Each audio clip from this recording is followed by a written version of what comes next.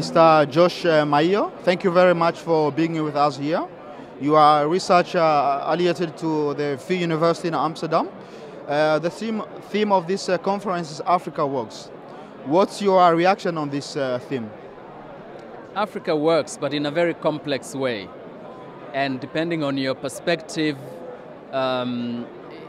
because Africa works, it works for different people in different ways. And for some people it works better, and for some people it doesn't work as well as it should. I think that's a really good answer that leads me to what you just presented us today. You discussed about the disappointments of foreign investors in Africa. What is your main theme and message when it's come to investments in Africa? Because the message we receive is that come to Africa, do business, invest. But I read a lot of criticism from your point of view. What's your main message? My main message is that there are a lot of gaps that exist in the governance of investment climate in Africa that foreign investors take advantage of to their own benefit. But the result of that is that it has negative consequences for especially the poor people in Africa. But can you give us one specific example where these foreign investors actually benefited while the local communities had no benefits from these investments? Yes, I can. In the example of my research in Uganda on foreign investments in agriculture and land, we see that a lot of African governments are opening their markets for foreign investors to invest in land in Africa. So they create a climate where it's easy for a foreigner to access, to lease, or to buy land in Africa. The consequence is that there's less land available for Africans themselves. In other cases, a lot of dwellers on this land are displaced, often violently, sometimes without sufficient compensation. And the result of the practices of these foreign investors are not always good for the environment. For instance, there's massive clearance of forest cover, of vegetation, and that opens up a lot of places in Africa in rural areas for erosion, for soil exploitation of natural nutrients in the soil. And some of the farming practices use a lot of fertilizer, herbicides, pesticides in such a way that it's not sustainable for soil fertility. On the other hand, some of these foreign investors do not pay African laborers well enough. In Uganda, for instance, there is no minimum wage policy. That means an investor can pay their laborers whatever they choose. And in where I did my research, a lot of the laborers are paid almost slave wages, not enough to live by. And the conditions under which they live on these farms are deplorable. They don't have medical cover, they don't have job security, they are only hired seasonally. And when there is no work on the farms, they have nowhere to go and they don't have a source of income. So there are a lot of insecurities that are built into the system of foreign investments in land in countries such as Uganda. That sounds really depriving. What you also mentioned is that there's also a big gap between the national and the local government, and that in many ways the national governments can benefit from these investments while the local government does not benefit. How can we explain this actually? Well, there's a whole big discourse around foreign investments in land in Africa that it promotes this phenomenon as a great opportunity for development in Africa, that it's an opportunity for African governments to earn revenue through exports and for local communities to benefit through employment, through infrastructure, and through other forms of positive social change. The reality on the ground, based on my research, is opposite of that. One, a lot of these companies get tax holidays, so they don't pay any taxes.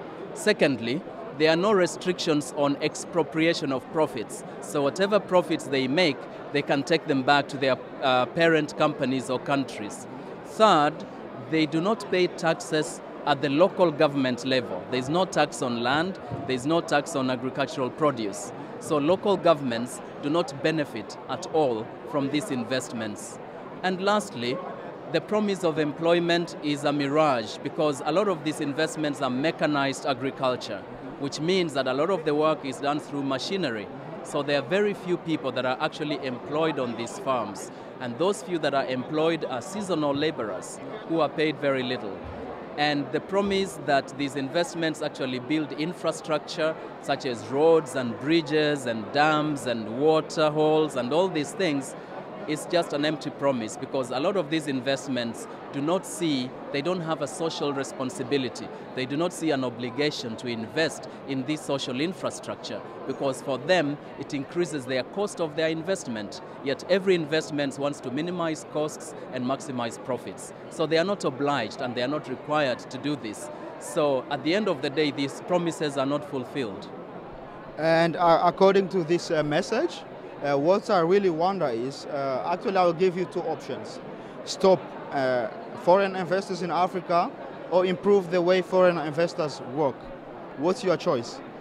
The reality of the global economic system is such we are so interdependent and so totally integrated that we cannot totally stop foreign investment in Africa. So you don't have another alternative model where these local farmers and people could work without foreign investors. So you think it's a necessary way of doing, of how the world works today? To the contrary, what I'm arguing is that we first of all need to recognize the economic structural system in which these practices take place. The second thing is to recognize that we cannot dismantle these systems in the short term. In the long term, it would be desirable to give African producers the capacity to produce by themselves without the foreign investors. But having accepted that, how can we mitigate the negative impacts of these foreign investments? One is to make sure that African governments put in place strong legal and regulatory mechanisms to make sure that foreign investors behave in an ethical way. And secondly, to also give their local producers, local farmers, the capacity to produce surplus for the market.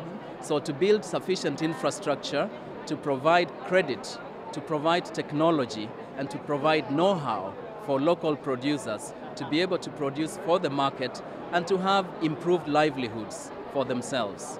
So actually, when it's come to the second option of improvement, we have this Lego structure and investments from the government so that the local people benefits. But your ideal model is that in this case, Ugandan people will be able to produce their own products and create local surplus. So do you think that this goes with what you say, that the world is full of interdependence? Yes. Do you think it's still possible to be self-reliant while the globalization needs investors? I think at this point in time, no society in the world is totally self-sufficient in terms of supplying their needs. We are interdependent, but agriculture is the comparative advantage that Ugandans have. They import manufactured goods, they import a lot of technology, but if we start importing producers to take over the land, that is the only resource that Ugandans actually have, then we are dispossessing Ugandans of the last commodity that they have in their control. And if that is taken away from them, in the long term, we are going to have destitute people who are jobless, who are homeless, and who will worsen their economic situation. So in my view, investors should invest in manufacturing, in value addition in agriculture, but Ugandans should continue to be the primary producers. That sounds really clear, and I can understand why some business people actually disagree with you, because I hear a lot of arguments of people saying it works for us, people get their job, we get money, and we can use this money for the society. But you say this is just one part of the story, as I can conclude. The narrative of a win-win situation is a mirage. What is happening in practice, it's a win-lose situation, and that should not happen. So maybe to come to the theme of this conference, is that new way of partnership. How can this new way, what does this mean actually, this new way of partnership? What's the idea behind this theme?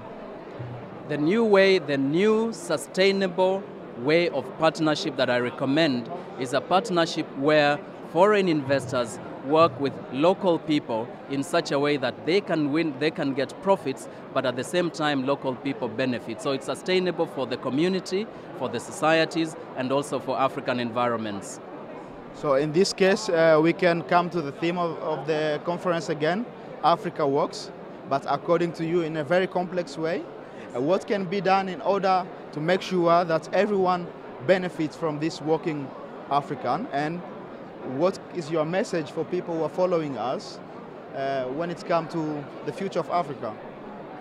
That we live in an interdependent economic system, but we also need to see that our interests and our profits in Europe can only happen if also the interests and the welfare of people in the developing countries are also taken care of. So what we call for is responsible, ethical investments that takes care of the welfare of the whole humanity, but not a section of humanity.